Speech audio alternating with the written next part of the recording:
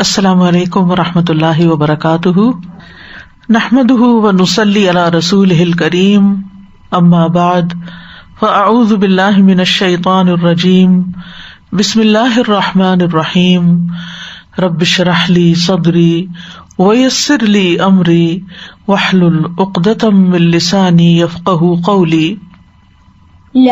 امثال القرآن کے پروگرام کے سلسلے میں آج ہم کلمہ طیبہ اور کلمہ خبیثہ کی مثال کے بارے میں پڑھیں گے، جو سورۃ ابراہیم کی آیت نمبر 24 اور 25 میں بیان ہوئی ہے۔ ارشاد باری تعالیٰ ہے، کیا آپ نے دیکھا نہیں کہ اللہ کس طرح کلمہ طیبہ کی مثال بیان کرتا ہے، جیسے ایک پاکیزہ درخت ہو جس کی جڑ مضبوط ہے اور اس کی شاخیں آسمان میں ہیں، وہ اپنے رب کے اذن سے ہر آن اپنا پھل دیتا ہے۔ اور اللہ لوگوں کے لیے مثالیں بیان کرتا ہے تاکہ وہ نصیحت پکڑیں۔ اور ناپاک کلمے کی مثال ناپاک درخت کی طرح ہے جسے زمین کے اوپر سے ہی اکھاڑ دیا گیا ہو، اس کے لیے کوئی قرار نہیں ہے۔ اللہ ایمان لانے والوں کو مضبوط بات کے ساتھ دنیا کی زندگی میں بھی ثابت قدم رکھتا ہے اور آخرت میں بھی ثابت قدم رکھے گا، اور اللہ ظالموں کو بھٹکا دیتا ہے، اور اللہ جو چاہتا ہے کرتا ہے۔ یہ مثال سورۃ ابراہیم میں آئی ہے۔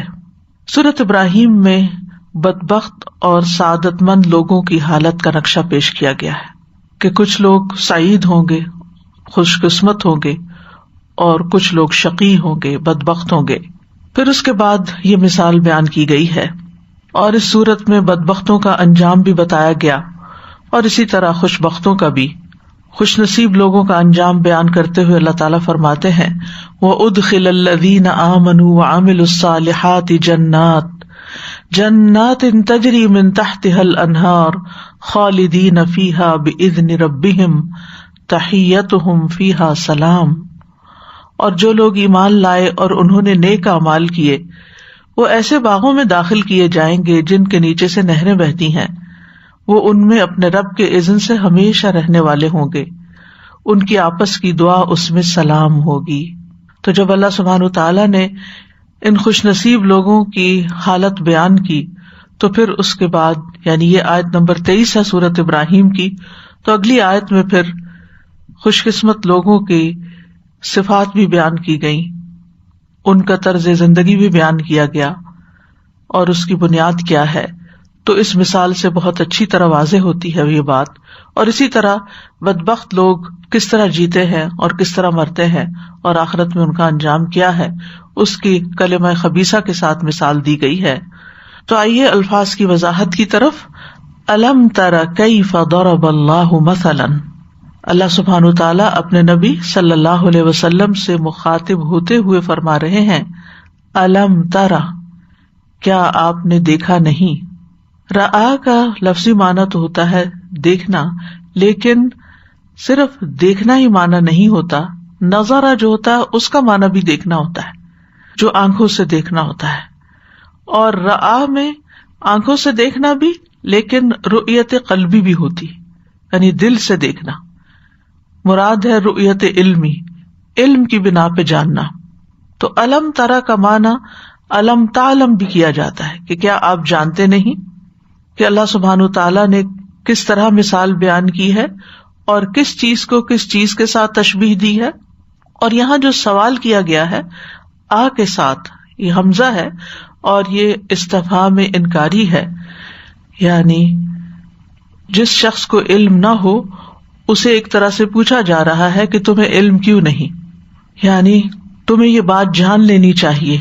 کیا بات؟ کہ کیف ضرب اللہ مثلا، اللہ تعالیٰ کس طرح مثال بیان کرتا ہے۔ ضربہ کا ویسے تو لفظی معنی مارنا ہوتا ہے، لیکن بیان کرنے کے لیے حسب موقع حسب سیاق بھی اس کا معنی بدلتا رہتا ہے۔ اور مثال کا لفظ اس بات کے لیے ہوتا ہے، اس قول کے لیے جس میں ایک چیز کو دوسری چیز سے تشبیہ دی جاتی ہے۔ بعض اوقات ایک واقعے کو دوسرے واقعے سے، بعض اوقات ایک آبجیکٹ کو دوسرے آبجیکٹ سے، تو اس میں مثل کا لفظ بھی آتا ہے۔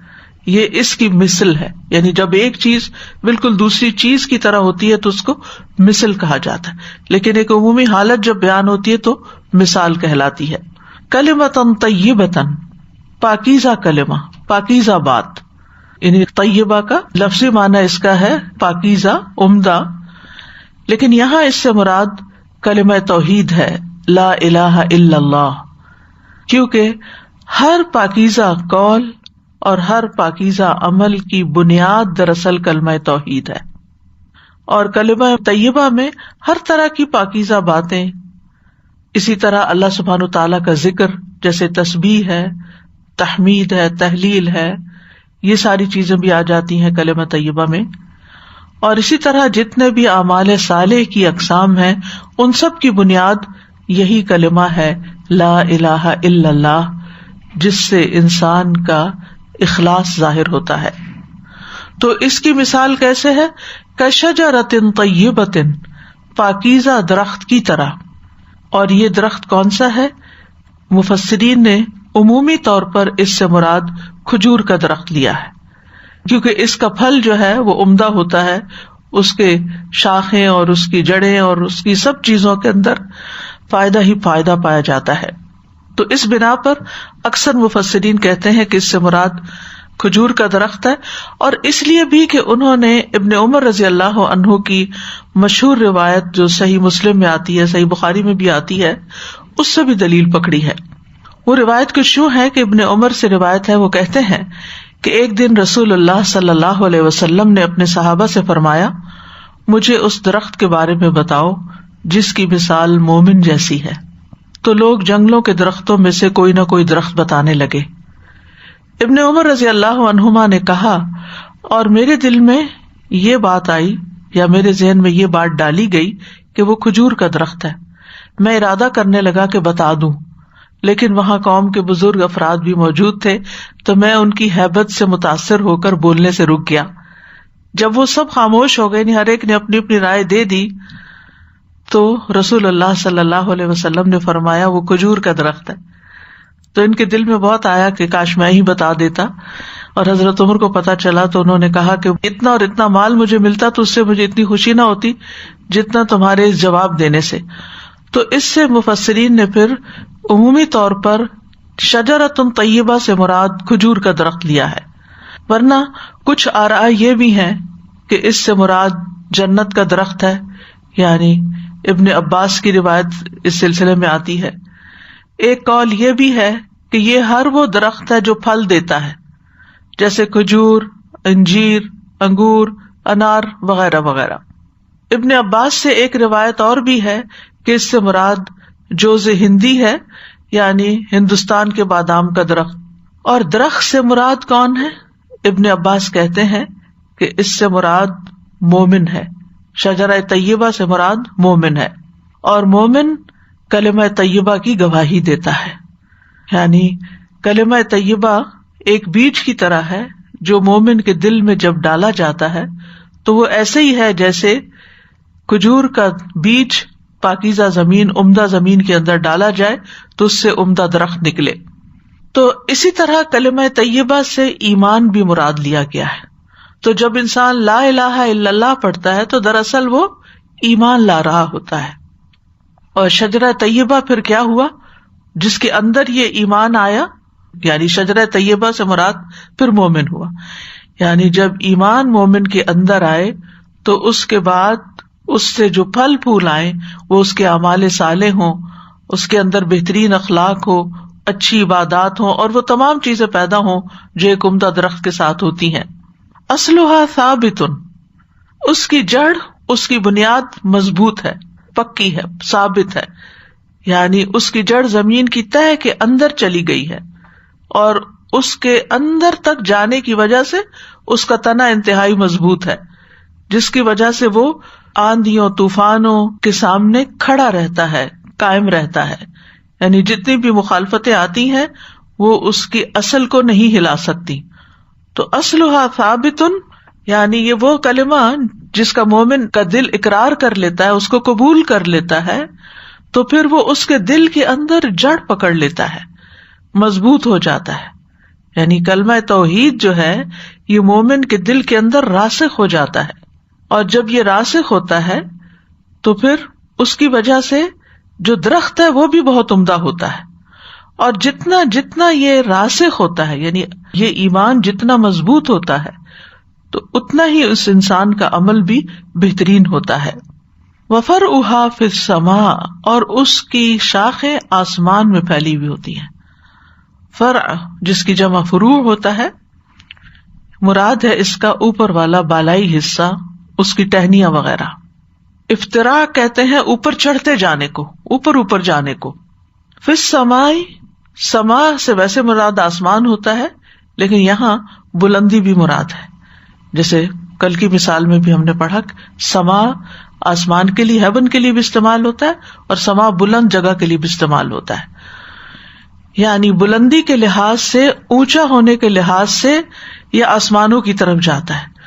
اور جو درخت جتنا اونچا جاتا ہے وہ اتنا ہی حسین منظر پیش کرتا ہے، اتنا ہی خوبصورت ہوتا ہے۔ یہ اس کے حسن و جمال کی علامت ہوتی ہے کہ وہ بہت اونچا چلا گیا ہے۔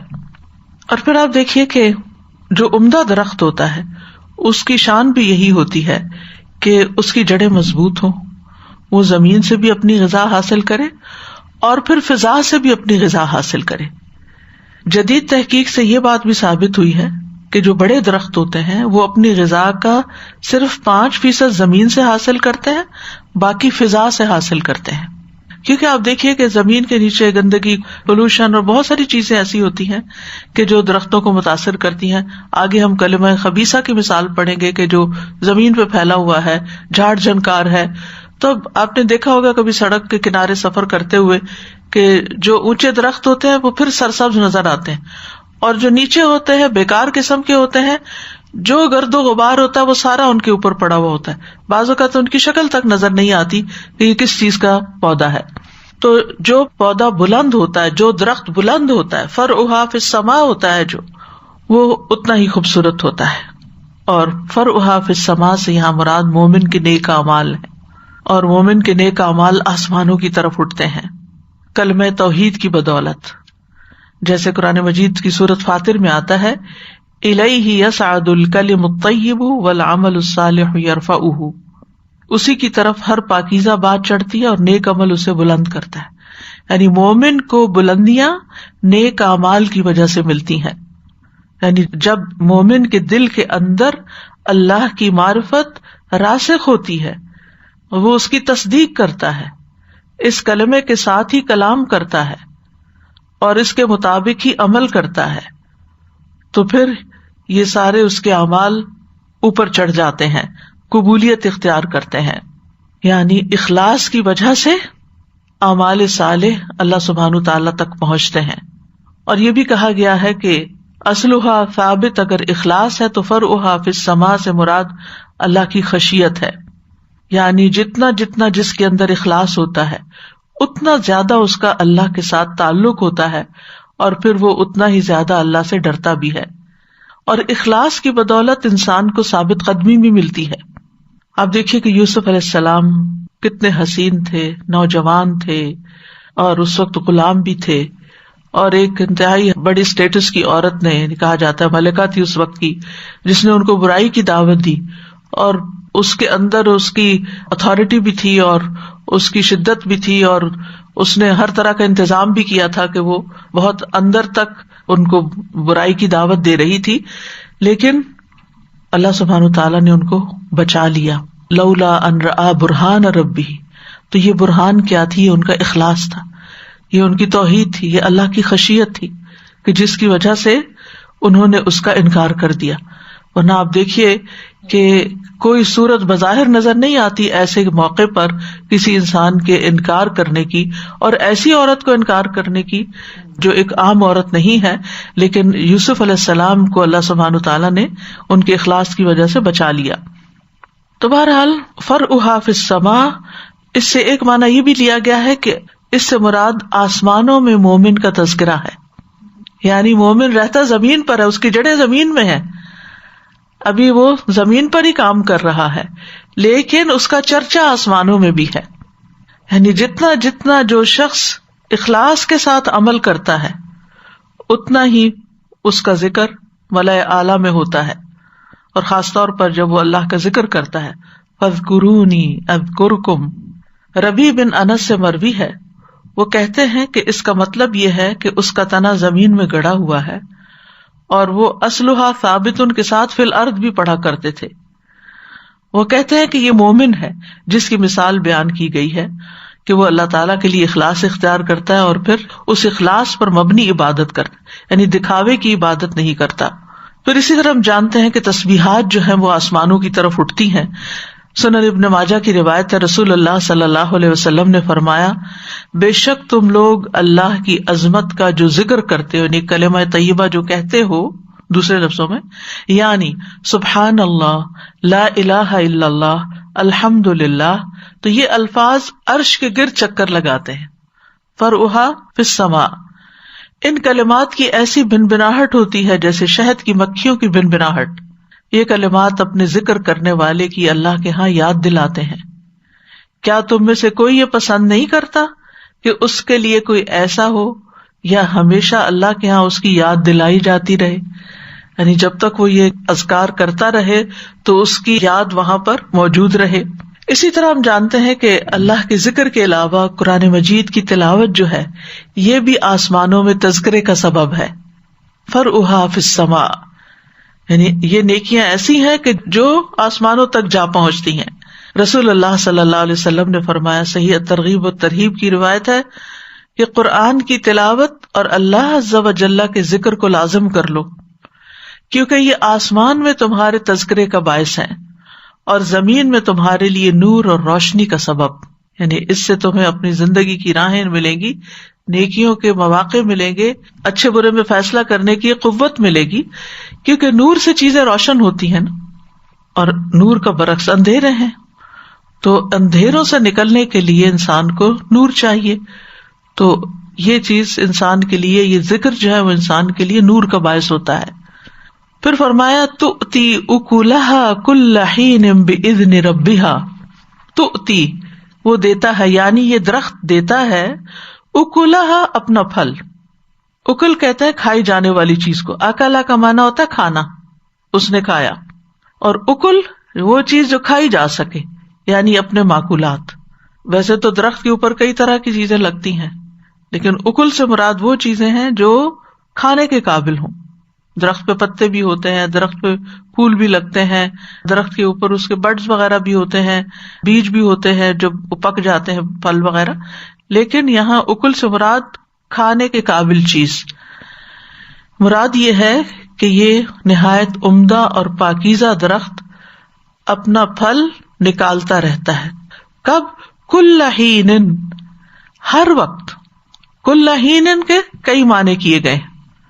حین عربی زبان میں وقت کو کہتے ہیں۔ مجاہد اور اکرمہ کہتے ہیں حین سے مراد پورا سال ہے، کیونکہ کھجور کا درخت سارا سال پھل دیتا ہے، یعنی مختلف شکلوں میں، کبھی شگوفے ہوتے ہیں، کبھی کچی کھجور ہوتی ہے، کبھی پکی ہوتی ہے، رطب ہوتے ہیں۔ سعید بن جبیر کہتے ہیں کہ اس سے مراد خوشہ نکالنے سے لے کر پھلوں کو توڑنے تک یہ 6 مہینے مراد ہیں کل حین سے۔ اور ایک اور قول، تیسرا معنی یہ بھی کیا گیا کہ اس سے مراد صبح اور شام ہے۔ ایک قول یہ بھی ہے ہر ماہ، ایک اور قول ہے ہر 2 ماہ بعد، ایک قول ہے ہر 7 ماہ بعد۔ تو بات یہ ہے کہ کھجور کی مختلف قسمیں ہوتی ہیں، جس میں کچی کھجوریں بھی ہوتی ہیں، تمر بھی ہوتی ہے، رطب بھی ہوتی ہیں۔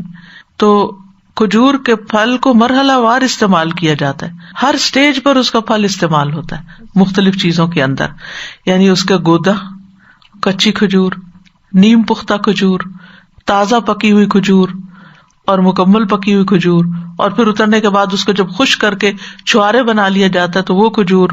تو اس میں یہ ہے کہ کل حین، ہر حال میں فائدہ مند ہے، ہر زمان میں فائدہ مند ہے، لیکن کیا ہے؟ بِإِذْنِ رَبِّهَا، اپنے رب کے اذن کے ساتھ، یعنی اللہ کی مشیت کے ساتھ، جو کہ اس درخت کا خالق ہے۔ کہنے کا مطلب یہ ہے کہ کوئی درخت اپنے آپ سے سب کچھ نہیں کرتا، بلکہ اللہ کے اذن ہوتا ہے، توفیق ہوتی ہے تو کرتا ہے۔ تو چونکہ مومن اس درخت کی طرح ہے نا، تو پھر مومن بھی اللہ کے اذن سے ہی، اللہ کی دی ہوئی توفیق سے نیک عمل کرتا ہے۔ اور یہاں مراد کیا ہے کہ مومن اپنے ثمرات اعمال صالح کی شکل میں دیتا ہے جو شجرہ طیبہ کی شکل میں ظاہر ہوتے ہیں، اور پھر وہ ہر حال میں اچھے کام کرتا ہے، چاہے بات ہو، چاہے عمل ہو، چاہے عبادت ہو، چاہے اخلاق ہو، وہ جہاں بھی ہو، دن ہو، رات ہو، صبح ہو، شام ہو، سمر ہو، ونٹر ہو، اسپرنگ ہو، بچہ ہو، بوڑھا ہو، جوان ہو، غم میں ہو، خوشی میں ہو، اس کے زبان سے خیر کے کلمات ہی نکلتے ہیں، اس سے اچھے کام ہی سرزد ہوتے ہیں، اس سے صرف خیر کی توقع ہوتی ہے۔ مومن سے دن رات نیک اعمال صادر ہوتے ہیں، ہر وقت پھل ملتے ہیں، اس سے آپ کو اس سے فائدہ ہی پہنچتا ہے۔ جیسے پچھلی مثال میں ہم نے پڑھا تھا نا، وَأَمَّا مَا يَنْفَعُ النَّاسَ فَيَمْكُثُ فِي الْأَرْضِ، جو چیز لوگوں کو فائدہ دیتی ہے وہ زمین میں قرار پکڑ جاتی ہے۔ تو اسی طرح اس درخت کو بھی قرار ہے کیونکہ یہ فائدہ مند درخت ہے۔ جو بیکار درخت ہوتے ہیں، لوگ ویڈز وغیرہ، گھاس وغیرہ اور اس طرح کی چیز اکھاڑ کے ان کو پرے پھینک دیتے ہیں، لیکن ایسے درختوں کو پریزرو کرتے ہیں۔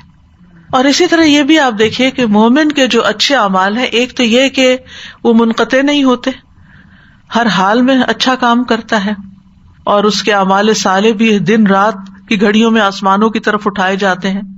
اسی طرح اس کے اچھے اعمال کا سلسلہ کبھی منقطع نہیں ہوتا، مرنے کے بعد بھی نہیں ہوتا۔ رسول اللہ صلی اللہ علیہ وسلم نے فرمایا، مرنے کے بعد انسان کے اعمال کا سلسلہ منقطع ہو جاتا ہے سوائے 3 چیزوں کے جن کا ثواب میت کو پہنچتا رہتا ہے۔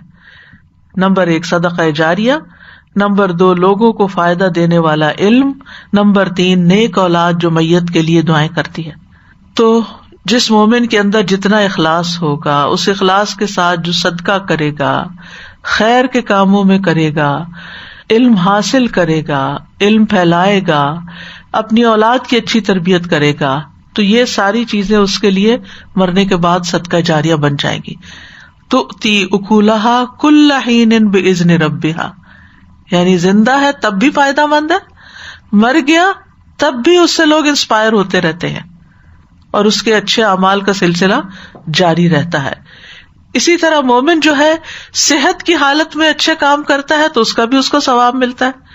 اگر وہ بیمار ہو جائے یا سفر پر ہو اور اس کے اچھے اعمال میں کچھ کمی آ جائے جو روٹین میں وہ کرتا ہے، مثلا نماز 4 رکعت کی بجائے 2 رکعت پڑھ رہا ہے سفر میں، یا بیماری کی حالت میں کھڑے ہونے کے بجائے بیٹھ کے پڑھ رہا ہے، یا لیٹ کے اور اشاروں سے پڑھ رہا ہے، تو بھی اس کا ثواب لکھا جاتا ہے۔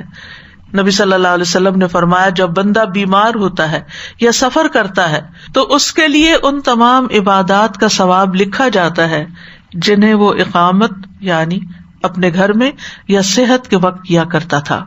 وَيَضْرِبُ اللَّهُ الْأَمْثَالَ لِلنَّاسِ، اور یہ مثالیں اللہ لوگوں کے لیے بیان کرتا ہے تاکہ وہ اس سے سبق سیکھے اور وہ بھی شجرہ طیبہ بنے، وہ بھی کلمہ طیبہ بولیں، وہ بھی اچھے اچھے کام کریں، لعلہم یتذکرون، تاکہ وہ نصیحت پکڑیں، سبق لیں، فائدہ اٹھائیں۔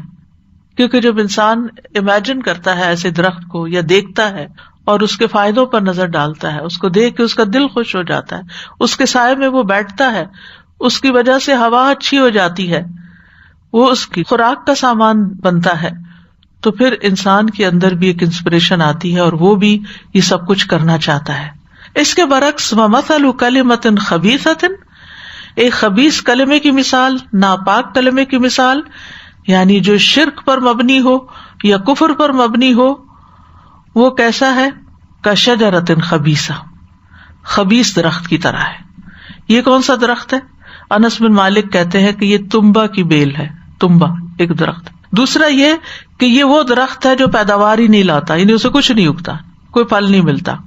ایک قول یہ بھی ہے کہ اس سے مراد کشوت ہے، یہ ایک جڑی بوٹی ہے۔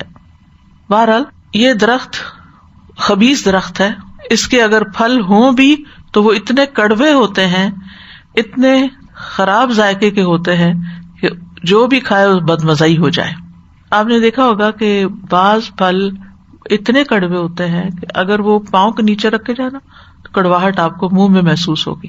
مجھے یاد ہے کچھ سال پہلے میرے چونکہ پاؤں میں تکلیف تھی تو کسی حکیم سے مشورہ کیا بہت جانے پہچانے تھے، تو انہوں نے کہا کہ تمبا یا کوئی ایسی کڑوے پھل بتائے کہ وہ لے کے ان کو اچھی طرح کوٹ کے پھر پیسٹ بنا کے پاؤں کو اس میں رکھیں، اور یقین کریں کہ جب پاؤں اس میں رکھے تو اس کی کڑواہٹ زبان پہ. اسی لیے کہتے ہیں کہ روزے کی حالت میں ایسا کوئی کام نہیں کرنا چاہیے، کیونکہ کچھ کڑواہٹ ایسی شدید ہوتی کہ پینیٹریٹ کر جاتی ہے جسم کے اندر، کیونکہ باقی اعضاء تو ٹیسٹ بڈز نہیں رکھتے تو پتہ نہیں چلتا، لیکن وہی چیز جب خون کے ذریعے شاید زبان تک آتی ہے تو اس کا ذائقہ آپ کو محسوس ہونے لگتا ہے. اسی طرح کچھ لوگوں کی باتیں ایسی ہوتی ہیں، اتنی تلخ، اتنی تند و تیز، اتنی خبیث کہ وہ بات کر جائیں گے اور آپ دیر تک تڑپتے ہی رہ جائیں گے، کڑواہٹ ان کے منہ سے نکلے گی اور ٹیسٹ آپ کو مل رہا ہوگا. یعنی کفر اور شرک کے کلمات بھی سن کے آپ کا دل کٹ کے رہ جائے گا کہ یہ کس طرح کی بات انہوں نے منہ سے نکال دی. اسی طرح بد اخلاقی کی انتہا کہ ان کے منہ سے بس گالیاں ہی نکلتی ہیں، وہ چبھنے والے کانٹے ہی ہوتے ہیں، جب بولیں گے، جب کوئی بات کریں گے ایسی کریں گے کہ آپ کو لگ جائے، اور دیر تک بس آپ کے دل پہ وہی بات سوار رہے.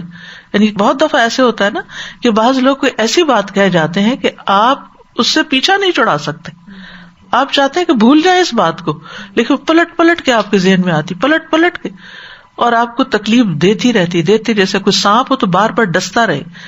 تو یہ شجرہ خبیثہ کی مثال ہے، بالکل ایسے ہی جیسے کوئی کانٹا بازو کے چپ کے، چاہے وہ چھوٹا سا ہی ہوتا نا، آپ نے دیکھو کہ چھلتر جس کو بولتے ہیں، چھوٹا سا چھلکا، بہت چھوٹا، وہ بھی جب چپ جاتا ہے نا انسان کو، تو جب تک وہ نکل نہیں جاتا انسان کو چین نہیں آتا، اور اگر انسان نکالے نا اور وہ اس کے اندر ہی رہ جائے تو آپ کی اسکن جو ہے وہ گلنا شروع ہو جائے گی، اس کو نکالنا بھی ضروری ہوتا ہے. اجتثت من فوق الارض، اس کو زمین کے اوپر سے ہی اکھاڑ پھینکا گیا، اجتثت اکھاڑ دیا گیا. اجتثت کا لفظ جو ہے یہ جث سے ہے، جیم سا تھا اس کا روٹ ہے. ہر اس چیز پر اس کا اطلاق ہوتا ہے جو زمین سے بلند ہو جائے. اسی سے انسان کا جثہ بھی ہوتا ہے، جسم بھی ہوتا ہے. جسم جو ہوتا ہے وہ زندہ انسان کا ہوتا ہے، اور جثہ جو ہے وہ مردہ لاش کو جثہ کہتے ہیں عربی میں، یعنی اس کی روح نکل گئی. تو یہ کلمہ خبیثہ ایسا پودا ہوتا ہے جس کی جڑیں انتہائی کمزور ہوتی ہیں اور اوپر ہوتا ہے، چونکہ تکلیف دیتا ہے تو لوگ اس کو فوراً نکال کے پھینکتے چلے جاتے، اس کو ٹکنے نہیں دیتے. یعنی کوئی اپنے گارڈن میں ایسی چیز نہیں لگائے گا اور کوئی اپنے راستے میں ایسی چیز نہیں رہنے دے گا. ما لها من قرار، اس کو کوئی قرار ہے ہی نہیں، یعنی اس پودے کو ثبات ہی نہیں، اس پودے کی رگیں ہی نہیں جو اس کو سہارا دے سکے، نہ کوئی اچھا پھل لاتا ہے، اور اگر لائے بھی تو انتہائی بد ذائقہ اور کڑوا.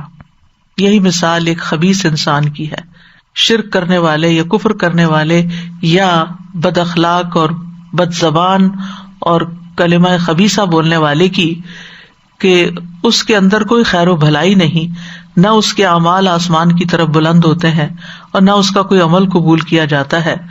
اور یہ سب سے بدترین چیز ہے جو زمین پر پائی جاتی ہے، جو لوگوں کو تکلیف دیتی ہے.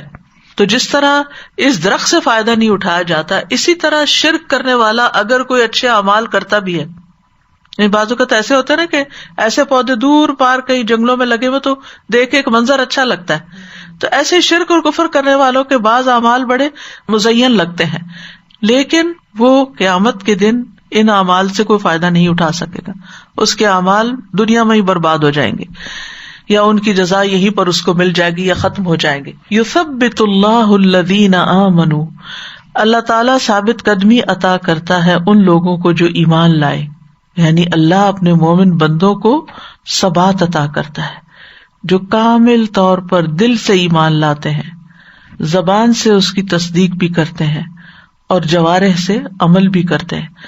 کیونکہ حقیقی ایمان جو ہوتا ہے نا، اس کا ثمرہ اعمال کی صورت میں ظاہر ہوتا ہے. یہ ہو نہیں سکتا کہ جس کا ایمان سچا ہو، خالص ہو، اچھا ہو، پھر اس کی گفتگو اچھی نہ ہو، پھر اس کے معاملات اچھے نہ ہو، پھر اس کے تعلقات اچھے نہ ہو، اس کی عبادات اچھی نہ ہو، یہ نہیں ہو سکتا. تو اللہ ثابت قدمی عطا کرتا ہے ایمان والوں کو کس چیز کے ساتھ؟ بالقول الثابت، ثابت بات کے ساتھ، مضبوط بات کے ساتھ، یعنی کلمہ شہادت اور کلمہ اخلاص کے ساتھ، عقیدہ توحید کے ساتھ. فی الحیات الدنیا و فی الآخرہ، دنیا کی زندگی میں بھی اور آخرت میں بھی. یعنی دنیا کی زندگی سے اس کی وہ زندگی مراد ہے جو وہ اس زمین پر بسر کرتا ہے، اور آخرت سے مراد سب سے پہلا مرحلہ آخرت کا جیسے قبر ہے، یعنی قبر میں جو سوال جواب اس سے کیے جاتے ہیں وہاں وہ ثابت قدمی عطا کرتا ہے۔ دنیا میں اللہ تعالیٰ اہل ایمان کو سخت سے سخت آزمائشوں میں اسلام پہ قائم رکھتا ہے، جیسے فرعون کی بیٹی کی مشاطہ تھی، اس کی جو ہیئر ڈریسر تھی، کہ جب اس کے ہاتھ سے کنگھی گری اور اس نے بسم اللہ پڑھ کے اٹھائی تو وہ فرعون کی بیٹی بولی کہ کیا یہ میرے باپ کا نام لیا تم نے؟ کہا کہ نہیں، جس نے آسمان و زمین کو پیدا کیا سب۔ تو اس بنا پر اس کو مار ڈالا گیا۔ تو اس کی خوشبو جنت میں آ رہی تھی جب نبی صلی اللہ علیہ وسلم نے معراج کی۔ اسی طرح اصحاب الاخدود کو آپ دیکھ لیجیے، آگ کے گڑھوں میں انہیں گرایا گیا، النار ذات الوقود اذ هم علیہا قعود۔ پھر ان انبیاء اور شہداء کو دیکھ لیجیے جو اللہ کے راستے میں قتل ہوئے، یعنی جان دے دی انہوں نے، اپنی بات سے نہیں ہٹے، اسلام کا دامن نہیں چھوڑا۔ ابراہیم علیہ السلام کو دیکھ لیجیے، کس طرح اللہ تعالیٰ نے ان کو ثابت قدمی عطا کی، آگ میں پھینکے گئے پھر بھی وہ اپنی بات سے باز نہیں آئے۔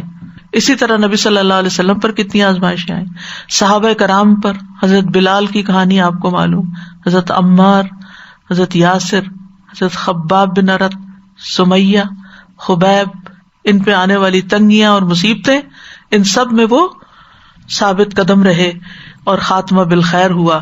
ایسے ہی لوگ قبر میں منکر نکیر کے سوالات کے جوابات بھی صحیح طریقے سے دے پائیں گے۔ اللہ تعالیٰ ان کو وہاں بھی اس کلمے کی برکت سے ثابت قدمی عطا کرے گا۔ صحیح بخاری میں آتا ہے، رسول اللہ صلی اللہ علیہ وسلم نے فرمایا، مسلمان سے جب قبر میں سوال کیا جاتا ہے تو وہ شہادت دیتا ہے کہ اللہ کے سوا کوئی معبود برحق نہیں اور محمد صلی اللہ علیہ وسلم اللہ کے رسول ہیں۔ اور اس ارشاد باریک تعالیٰ کا بھی یہی مفہوم ہے، یثبت اللہ الذین آمنوا بالقول الثابت فی الحیاۃ الدنیا وفی الآخرہ۔ اسی طرح قبر کے 3 سوال کتاب جو ہے اس میں وہ بہت ساری احادیث لکھی گئی ہیں کہ انسان جب فوت ہوتا ہے تو قبر میں جب سوال کیے جاتے ہیں تو مومن کیا جواب دیتا ہے کہ میں اس بات کی گواہی دیتا ہوں کہ اللہ کے سوا کوئی معبود نہیں، اور یہ کہ محمد صلی اللہ علیہ وسلم اس کے بندے اور رسول ہیں۔ یہ سن کے فرشتہ کہتا ہے تم نے سچ کہا، اور پھر جو نہیں جواب دے سکتا اس پہ سزا ہوتی ہے، اور جو صحیح جواب دیتا ہے اس کے لیے جنت کا دروازہ کھول دیا جاتا ہے اور جہنم بھی دکھائی جاتی ہے بہرحال اس کو۔ تو کہنے کا مطلب یہ ہے کہ اس ساری تفصیلی حدیث کے بعد جو سلسلہ صحیحہ میں آتی ہے، نبی صلی اللہ علیہ وسلم نے فرمایا اللہ ایمان والوں کو کلمہ توحید پر ثابت قدم رکھتا ہے۔ حضرت عائشہ سے بھی روایت ہے، وہ عرض کرتی ہیں اللہ کے رسول صلی اللہ علیہ وسلم، یہ امت اپنی قبروں میں آزمائی جائے گی تو میرا کیا حال ہوگا، میں تو بہت کمزور عورت ہوں۔ آپ نے فرمایا اللہ تعالیٰ ان لوگوں کو جو ایمان لائے ہیں قول ثابت کے ساتھ دنیا کی زندگی میں اور آخرت میں ثابت قدم رکھتا ہے، یعنی جو دنیا میں ثابت قدم رہ گیا وہ انشاءاللہ قبر میں بھی ثابت قدم رہے گا۔ اس کے برعکس وَيُضِلُّ اللَّهُ الظَّالِمِينَ، ظالموں کو اللہ بھٹکا دیتا ہے، گمراہ کر دیتا ہے، یعنی دنیا میں بھی وہ اپنی گمراہی میں بھٹکتے رہتے ہیں، بڑھتے چلے جاتے ہیں، ان کو مہلت ملی رہتی ہے اور وہ بھٹک رہے ہوتے ہیں۔ اور اسی طرح قبر میں بھی سوال کا جواب دینے میں وہ کنفیوز ہو جائیں گے، صحیح جواب نہ دے سکیں گے۔ منافق کیا کہے گا، کافر کیا کہے گا، ہاں لا ادری، یا منافق کہے گا وہ لوگ جو کہتے تھے میں بھی وہی کہتا تھا، کیونکہ اس نے دل سے اس کو قبول نہیں کیا تھا۔ وَيَفْعَلُ اللَّهُ مَا يَشَاءُ، اور اللہ کرتا ہے جو وہ چاہتا ہے، یعنی اہل ایمان کو ثابت قدم رکھنا، ظالموں کو ہدایت سے محروم رکھنا، یہ اللہ کی مرضی پر منحصر ہے۔ وہ چاہتا تو سب انسانوں کو ہدایت پہ مجبور کر دیتا، وَلَوْ شَاءَ لَهَدَاكُمْ أَجْمَعِينَ، لیکن اس نے انسانوں کو چوائس دی، مَنْ شَاءَ فَلْيُؤْمِنْ وَمَنْ شَاءَ فَلْيَكْفُرْ۔ اب جو جدھر جانا چاہتا ہے اللہ تعالیٰ اس کے لیے وہی راستہ آسان کر دیتے ہیں۔ تو بہرحال یہ مثالیں جو ہیں، یہ ایک کلمہ طیبہ کی مثال ہے اور ایک کلمہ خبیثہ کی مثال ہے، تو بہت ہی عمدہ مثال ہے جس سے ہمیں زندگی کا ایک بہترین پہلو سمجھ میں آتا ہے، اور وہ یہ کہ ہماری زندگی میں کلمہ طیبہ، کلمہ اخلاص، کلمہ توحید، لا الہ الا اللہ کی بہت بڑی اہمیت ہے۔ اس کے بغیر نہ کوئی عمل قبول ہے اور نہ کوئی عمل درست ہو سکتا ہے. تو ہمیں سب سے زیادہ اس بنیاد پر ورک کرنے کی ضرورت ہے کہ ہم اللہ سبحانہ تعالی کے مقام کو پہچانیں، لا الہ الا اللہ کا معنی جانیں، اور پھر اس کے مطابق اپنی نیتوں کو بھی درست کریں کہ ہر کام اللہ کے لیے کریں، اپنی زبان کو بھی درست کریں، زبان سے وہ بات نکالیں جو اللہ تعالیٰ کو پسند ہو، اخلاق اور رویہ بھی وہ اختیار کریں جو اللہ تعالیٰ کو پسند ہو، عبادات بھی ویسی کریں جیسی سنت میں ہے اور جو اللہ تعالیٰ کو راضی کر دیں. تو مومن جو ہے ایسے درخت کی طرح ہے جس میں خیر ہی خیر ہے. اس کے برعکس اگر ایمان درست نہیں ہوتا، کامل نہیں ہوتا، ناقص ہوتا ہے، تو انسان کے اندر سے خیر کی بجائے شر نکلتا ہے، کیونکہ اس کی نیت بھی درست نہیں ہوتی. اس کے اگر کچھ اچھے کام ہوتے بھی ہیں تو دنیاوی فائدے کے لیے، ریاکاری کی خاطر، شہرت اور دکھاوے کی خاطر ہوتے ہیں. اور اسی طرح زبان کا استعمال احتیاط کے ساتھ نہیں کرتا. اسی طرح عبادات اگر کفر ہے تو کرتا ہی نہیں، اور اگر نفاق ہے تو کرتا بھی ہے تو مارے بندے کی. اللہ کے راہ میں خرچ کرتا ہے تو ناپسندیدگی کے ساتھ، نماز پڑھتا ہے تو سستی کے ساتھ. تو اس کے اعمال میں کوئی ثابت قدمی نہیں ہوتی. کبھی کام کر لیا، کبھی چھوڑ دیا، کبھی دل آیا تو کچھ کر لیا، موڈ نہیں بنا، مرضی نہیں ہوئی تو کوئی نہ کیا. تو مضبوط درخت جو ہوتا ہے وہ اصول کے اوپر ہوتا ہے، لیکن جو کمزور اور خبیث درخت ہوتا ہے اس کو کوئی قرار نہیں ہوتا، اس کے اندر کوئی استقامت نہیں ہوتی. تو اس مثال سے سب سے اہم اور بنیادی بات ہمیں یہ پتہ چلتی ہے کہ ہماری زندگی میں سب سے قیمتی چیز لا الہ الا اللہ ہے، کلمہ طیبہ ہے. رسول اللہ صلی اللہ علیہ وسلم نے فرمایا ایمان کی 70 یا 60 سے کچھ اوپر شاخیں ہیں، جن میں سب سے افضل لا الہ الا اللہ کہنا ہے. ایمان کی شاخیں ہیں یہ. سب سے بہترین ذکر لا الہ الا اللہ ہے. لا الہ الا اللہ جس نے کہا تو ایک دن یہ کلمہ اسے مصائب سے نجات دلائے گا، اس سے پہلے جو ہو چکا وہ ہو چکا. یہ نبی صلی اللہ علیہ وسلم کا فرمان ہے. پھر سچے دل سے جو اللہ کو پکارتا ہے اس پر آسمانوں کے دروازے کھل جاتے ہیں. ابو ہریرہ کہتے ہیں نبی صلی اللہ علیہ وسلم نے فرمایا جب بھی بندہ خالصتا لا الہ الا اللہ کہتا ہے اپنے غم کی حالت میں یا اللہ کو یاد کرتے ہوئے، تو آسمان کے دروازے کھول دیے جاتے ہیں اس کے لیے، اور یہاں تک کہ وہ عرش تک جا پہنچتا ہے جب تک کبیرہ گناہوں سے بچتا رہے. یعنی اگر کبیرہ گناہ نہیں کرتا تو یہ لا الہ الا اللہ اس طرح قبولیت پاتا ہے. پھر اسی طرح نبی صلی اللہ علیہ وسلم نے فرمایا جس نے لا الہ الا اللہ وحدہ لا شریک لہ لہ الملک ولہ الحمد وہو علی کل شیء قدیر اپنے دل سے خالص ہو کر کہا، زبان سے اس کی تصدیق بھی کی، اس کے لیے آسمان کے دروازے کھول دیے جاتے ہیں، حتیٰ کہ اللہ تعالیٰ زمین میں اس کے کہنے والے کی طرف دیکھتا ہے. جس کی طرف اللہ نے دیکھ لیا اس بندے کا یہ حق ہے کہ وہ اس کے مطالبے کو عطا کر دے. یعنی اس کے بعد جو دعا کی جاتی، یہاں یاد رکھیں جو رات کے وقت اگر آنکھ کھلے تو جو دعا پڑھتے ہیں اور پھر اللہ سے بخشش مانگتے ہیں تو اللہ تعالیٰ اس بندے کو بخش دیتا ہے، یا کوئی دعا مانگتے ہیں تو وہ دعا قبول ہوتی ہے. نبی صلی اللہ علیہ وسلم نے فرمایا کہ جبریل فرعون کے منہ میں مٹی ڈالنے لگے اس ڈر سے کہ وہ لا الہ الا اللہ نہ کہہ دے اور اللہ تعالیٰ اس پہ رحم نہ کر دے. یعنی موت کے وقت بھی اگر کوئی لا الہ الا اللہ سچے دل سے کہہ دیتا ہے تو اس کی بخشش ہو جاتی ہے. یہ جان و مال کی حفاظت کا باعث ہے. اگر موت کے وقت اس کلمے کو ادا کیا جائے اور اسی پہ فوت ہو تو اس پہ جہنم کی آگ حرام ہو جائے گی. اور یہ کلمہ لا الہ الا اللہ ہے. قبر میں یہی کلمہ کام آئے گا. یعنی جب مسلمان سے قبر میں سوال ہوگا اور وہ گواہی دے گا کہ لا الہ الا اللہ محمد الرسول اللہ، تو اس کو وہاں ثبات ملے گا. یہ صحیح بخاری میں آتا ہے.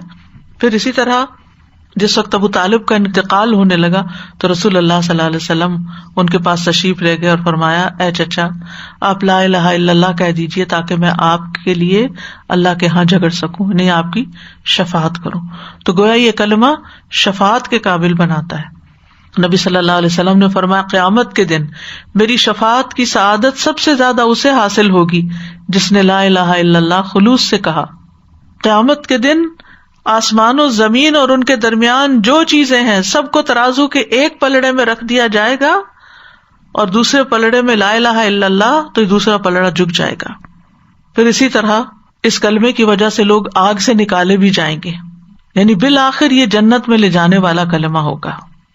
اور اگر کوئی اخلاص کے ساتھ کرے اور اس کے تقاضوں پر عمل بھی کرے تو یہ کلمہ آگ پر حرام کرنے والا ہے. اسی طرح کلمہ طیبہ کو اگر ہم دوسرے معنی میں لیں کہ اچھی بات، تو الکلمۃ الطیبۃ صدقہ، اچھی بات صدقہ ہے. قرآن مجید میں آتا ہے وَقُلْ لِعِبَادِي يَقُولُوا الَّتِي هِيَ أَحْسَنُ إِنَّ الشَّيْطَانَ يَنزَغُ بَيْنَهُمْ إِنَّ الشَّيْطَانَ كَانَ لِلْإِنسَانِ عَدُوًّا مُبِينًا. میرے بندوں سے کہہ دیجئے وہ بات کہیں جو سب سے اچھی ہو، بے شک شیطان ان کے درمیان جھگڑا ڈالتا ہے، بے شک شیطان ہمیشہ سے انسان کا کھلا دشمن ہے. تو کلام جو ہے، قول جو ہے، اگر عمدہ ہو تو صدقہ ہے. تو گویا یہ کوئی معمولی چیز نہیں، اچھی باتیں کر کر کے ہم ہر وقت صدقہ کر سکتے ہیں، لیکن ہم اس کا احساس ہی نہیں کرتے، اس کا خیال ہی نہیں کرتے، کبھی بولتے ہوئے سوچتے ہی نہیں کہ ہم جو بات بول رہے ہیں یہ بھی صدقہ شمار ہوگی. ایک اچھی بات انسان کو آگ سے بچا سکتی ہے. رسول اللہ صلی اللہ علیہ وسلم نے فرمایا جہنم سے بچو خواہ کھجور کا ایک ٹکڑا ہی صدقہ کر کے، اور اگر وہ بھی نہ ملے تو اچھی بات کر کے، کسی کا دل خوش کر کے، کسی کو اچھے سے رسپانس کر کے. پھر اسی طرح اچھی بات، ایمان والی بات، نیکی کی بات جنت میں داخلے کا باعث ہے، اللہ کی خوشنودی کا باعث ہے، درجات کی بلندی کا باعث ہے. رسول اللہ صلی اللہ علیہ وسلم نے فرمایا کوئی شخص اللہ کو راضی کرنے والی ایک بات کرتا ہے اور وہ نہیں سمجھتا کہ اس کا اثر وہاں تک ہوگا جہاں تک وہ ہو جاتا ہے، اس ایک بات کی وجہ سے اللہ اس کے لیے اپنی ملاقات کے دن تک اپنی رضامندی لکھ لیتا ہے. کلمۃ طیبہ، تو یہاں مثل کلمۃ طیبہ کشجرۃ طیبہ اصلها ثابت وفرعها فی السماء. ایسی قبولیت اور ایسی ثبات اس کو کہ وہ قیامت تک لکھا گیا، جڑ پکڑ گیا. اور اسی طرح اگر بری بات زبان سے نکالتا ہے جس کو وہ کوئی اہمیت نہیں دیتا تو اس کی وجہ سے جہنم کی کھائیوں میں جا گرے گا. نبی صلی اللہ علیہ وسلم نے فرمایا بندہ اللہ کی رضامندی کی ایک بات زبان سے نکالتا ہے جس کو وہ اہم نہیں سمجھتا، مگر اس کی وجہ سے اللہ تعالیٰ اس کے درجات بلند کر دیتا ہے. وہ اعمال جو درجات کو بلند کرتے ہیں، اچھا کلام ہے، سلام کو عام کرنا ہے، جو بخشش کو واجب کر دیتے ہیں، کھانا کھلانا ہے، سلامتی کے ساتھ جنت میں لے جانے کا باعث ہے. آپ نے فرمایا سلام پھیلاؤ، اچھی گفتگو کرو، صلہ رحمی کرو، رات کو جب لوگ سو رہے ہیں اور تم قیام کرو، سلامتی کے ساتھ جنت میں داخل ہو جاؤ گے. عمدہ بالا خانے ہیں اس شخص کے لیے جو اچھی بات کرے. اور اسی طرح بے شک بندہ ایک ایسا کلمہ زبان سے نکالتا ہے جو اللہ کی ناراضگی کا باعث ہوتا ہے، جسے وہ کوئی اہمیت نہیں دیتا لیکن اس کی وجہ سے وہ جہنم میں گرا دیا جاتا ہے. تیسرا فائدہ ان مثالوں سے جو ہمیں ملتا ہے کہ کلمہ طیبہ کی مثال پاکیزہ درخت کی طرح ہے. اور پاکیزہ درخت کی صفات کیا ہوتی ہیں؟ منظر بھی اچھا، پھل بھی اچھا، فائدہ بھی بے شمار، اور پھر اس سے جو بیج نکلتے ہیں عمدہ، وہ مزید اور پودے اس سے نکل آتے ہیں اور درخت نکل آتے ہیں. اور چونکہ کھجور کا درخت سب سے عمدہ قرار پایا تو اس کا کوئی ایسا حصہ نہیں جو بیکار جاتا ہو، ہر حصے سے فائدہ اٹھایا جاتا ہے. اس کی شاخ، چھال، پتے، اس کی جڑیں، یعنی مختلف چیزوں میں استعمال ہوتی ہیں سب چیزیں. یعنی انتہائی بابرکت، عمدہ اور پاکیزہ درخت ہے. اور پھر چونکہ جڑیں اس کی زمین میں مضبوط ہوتی ہیں تو جب تیز و تند ہوائیں بھی چلتی ہیں، حالات مخالف بھی ہوتے ہیں، تو بھی وہ اپنی بات پہ، اپنی توحید پہ، اپنے رب کے ساتھ جو اس کے کمٹمنٹ ہے اس پر وہ جمع رہتا ہے. باطل کے جھگڑے اور بگولے اور یہ ساری چیزیں اس کو اکھاڑ نہیں سکتی، جلا نہیں سکتی. اور تیسری بات یہ کہ اس کی شاخیں بہت بلند ہوتی ہیں. کلمۃ اللہ ہی العلیٰ. پھر یہ کہ اپنے پھل ہمیشہ دیتا رہتا ہے، دل میں جڑ پکڑ لیتا ہے، اور جتنا کلمہ مضبوط ہوگا اتنا ہی پھل زیادہ اچھا آئے گا. اور پھر یہ ہے کہ اس درخت کو ہرا بھرا رکھنے میں پانی کا بھی اہم کردار ہوتا ہے، خصوصاً جب درخت لگ رہا ہوتا ہے. تو اس سے یہ بات بھی پتہ چلتی ہے کہ ایک اچھا مومن جو ہوتا ہے وہ علم کا پانی مسلسل لیتا رہتا ہے تاکہ اس کی جڑیں مضبوط رہیں اور اس کے اعمال خوبصورت رہیں. پھر اسی طرح درخت کو صفائی ستھرائی کی بھی ضرورت ہوتی ہے، کانٹ چھانٹ کی ضرورت ہوتی ہے. اسی طرح مومن جو ہے اس کو بھی تربیت اور تزکیہ کی ضرورت ہوتی ہے، جس کے لیے اس کو ایسی مجالس میں، ایسے استادوں کے پاس حاضر ہونے کی ضرورت ہوتی ہے جو اس کے لیے یہ کام کر سکے. جیسے گارڈن کو گارڈنر کی ضرورت ہوتی ہے، تو اسی طرح مومن کو بھی ایک مربی کی ضرورت ہوتی ہے، کیونکہ فوق کل ذی علم علیم، ہر علم والے کے اوپر ایک علم والا ہوتا ہے، اور ہر علم والے کو اپنی اصلاح کی بھی ضرورت ہوتی ہے. پھر اسی طرح یہ ہے کہ صرف پانی ہی کافی نہیں ہوتا، اس کو ملاوٹ سے پاک کرنا بھی ضروری ہوتا ہے، کیونکہ اگر پولوٹڈ پانی ہے تو وہ درخت کو جلا کے بھی رکھ سکتا ہے. تو اسی طرح اگر علم جو ہے وہ خالص علم نہیں ہے، سچی بات نہیں ہے، درخت کو نقصان بھی ہو سکتا ہے. پھر یہ ہے کہ شجرہ طیبہ ہو یا مومن ہو، دونوں ہی سراسر فائدے کے ہیں. دونوں کی جو تشبیہ ہے دونوں کے فائدوں کی وجہ سے ہے. یہ صرف فائدہ دیتے ہیں، نقصان نہیں دیتے. احسان کا معاملہ کرتا ہے مومن، خرابی نہیں کرتا، دینے والا ہوتا ہے، لینے کا لالچ نہیں ہوتا. اسی طرح پرہیزگاری اختیار کرتا ہے، چھپ کے بھی برائیاں نہیں کرتا، لوگوں کے ساتھ اچھا سلوک کرتا ہے، ان کی برائیوں سے درگزر کرتا ہے. کسی کو دیتا بھی ہے تو اخلاص کے ساتھ دیتا ہے، بدلے یا شکر گزاری کے ارادے سے نہیں دیتا. کھجور کا درخت سیدھی قامت والا ہوتا ہے، اس میں قوت اور مضبوطی ہوتی ہے. سچا مومن بھی اپنے دین میں طاقتور ہوتا ہے. پھر اسی طرح خود بھی ہدایت یافتہ ہوتا ہے اور لوگوں کو بھی ہدایت کی طرف بلاتا ہے. جیسے کھجور کا درخت اپنے اندر بھی خوبصورتی رکھتا ہے، یا جو بھی عمدہ درخت ہے، اور دوسروں کو بھی اپنے پھل دیتا چلا جاتا ہے. تو جو نفع مند مومن ہوتا ہے وہ ہمیشہ اپنی ذات سے دوسروں کو خیر پہنچاتا رہتا ہے. پھر اسی طرح یہ ہے کہ کھجور جو ہے اس کے اندر مٹھاس ہوتی ہے نا پھل میں، تو مومن کا جو الٹیمیٹ آؤٹ کم ہوتا ہے نا اس کے اندر مٹھاس ہوتی ہے. یعنی اس کی بات میں مٹھاس ہے، اس کے معاملے میں، اس کے رویے میں. یعنی آپ جب اس کے ساتھ معاملہ کریں گے تو آپ کو پتا ہوگا کہ اس سے خیر ہی ملے گی مجھے. یعنی آپ اس سے بات کریں تو آپ کو مزہ آ جائے، آپ اس کے ساتھ بیٹھے تو آپ کو خوشی ہو، آپ اس کے ساتھ مل کے کام کریں تو اس کے ساتھ کام کرنا خوشگوار ہو. یعنی کچھ لوگ اتنے ایزی گوئنگ ہوتے ہیں، وہ کسی بات کو مسئلہ نہیں بناتے. آپ ان سے کسی قسم کا تعاون مانگیں، وہ فوراً تعاون کرنے کو تیار ہوتے ہیں. وَيُؤْثِرُونَ عَلَىٰ أَنفُسِهِمْ وَلَوْ كَانَ بِهِمْ خَصَاصَةٌ، دوسروں کو اپنے اوپر ترجیح دیتے ہیں خواہ خود بھوکے ہی کیوں نہ ہو. خود بھی کسی چیز کا ضرورت مند ہوتے ہیں لیکن دوسرے کی ضرورت کو زیادہ مد نظر رکھتے ہوئے اس کی طرف تعاون کا ہاتھ بڑھاتے ہیں.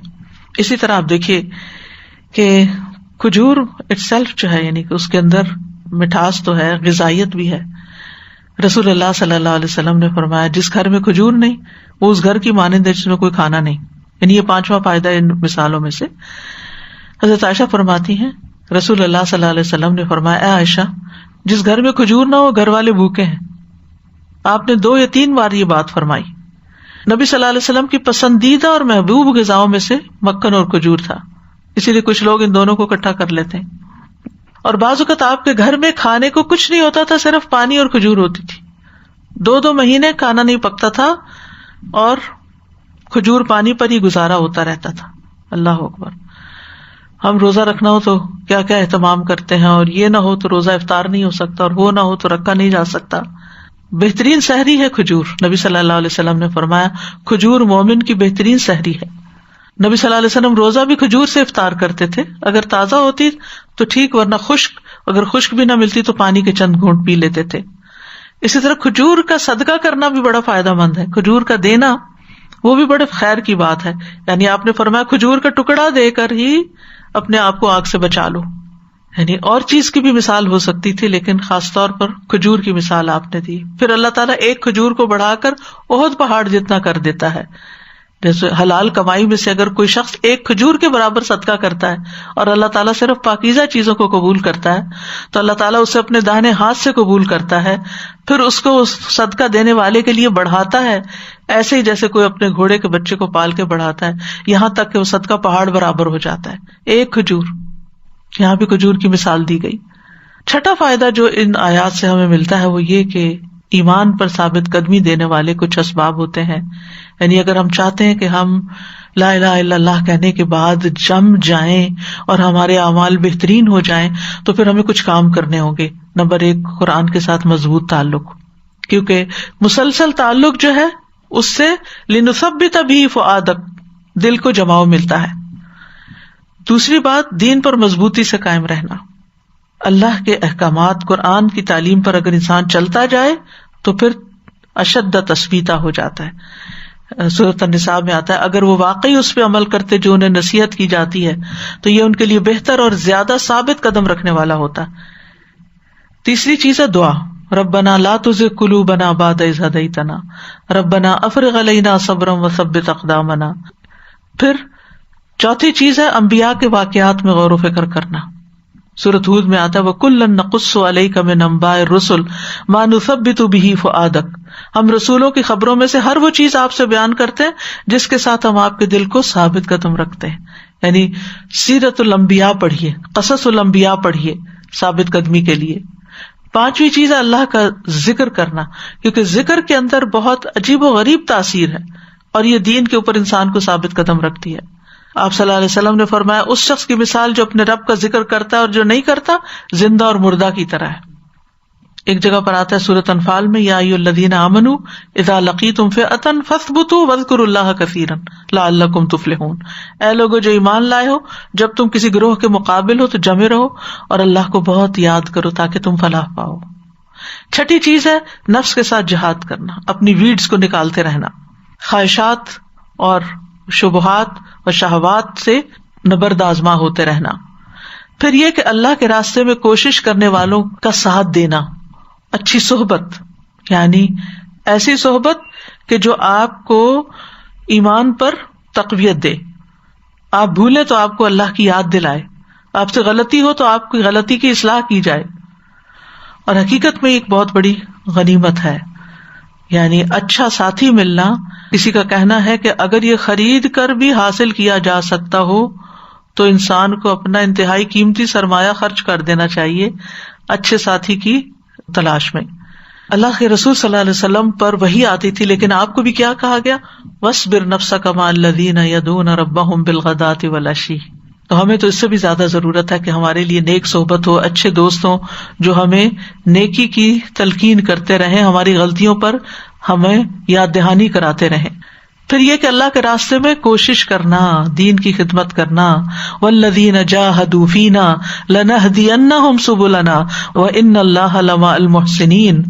جو لوگ ہمارے راستے میں کوشش کریں گے ہم انہیں ضرور اپنے راستے دکھائیں گے، اور بے شک اللہ یقینی طور پر نیکی کرنے والوں کے ساتھ ہے. ولینصرن اللہ من ینصرہ.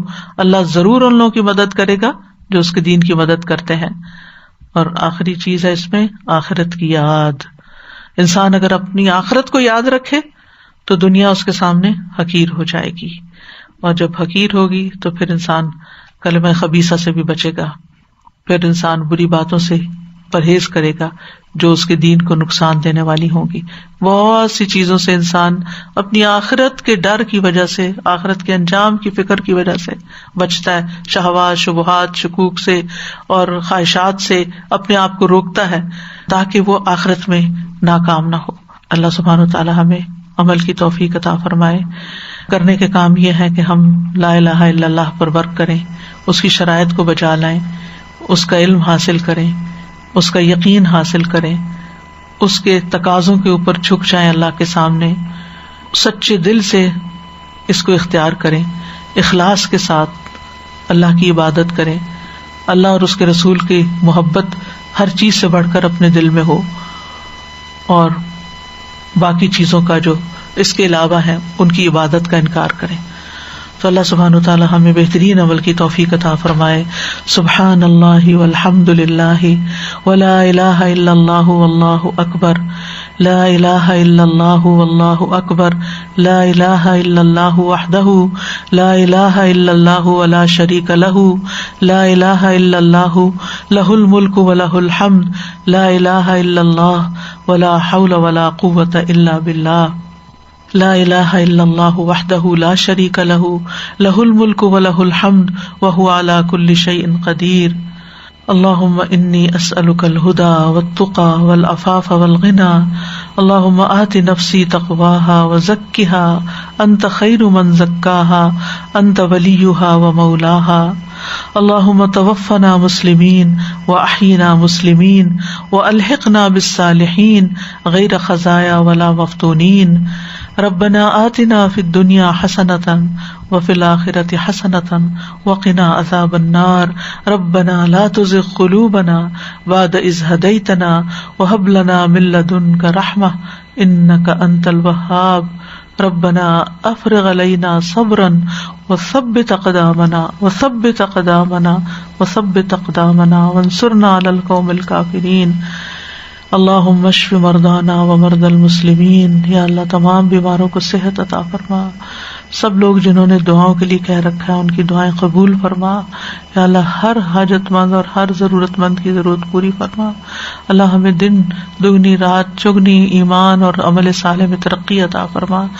آخر دم تک صحت اور سلامتی کے ساتھ ایمان پر کلمہ توحید پر قائم رہنے کی توفیق دے. ربنا تقبل منا انک انت السمیع العلیم وتب علینا انک انت التواب الرحیم. وصلی اللہ تعالی علی خیر خلقہ محمد وعلی آلہ واصحابہ واہل بیتہ اجمعین برحمتک یا ارحم الراحمین.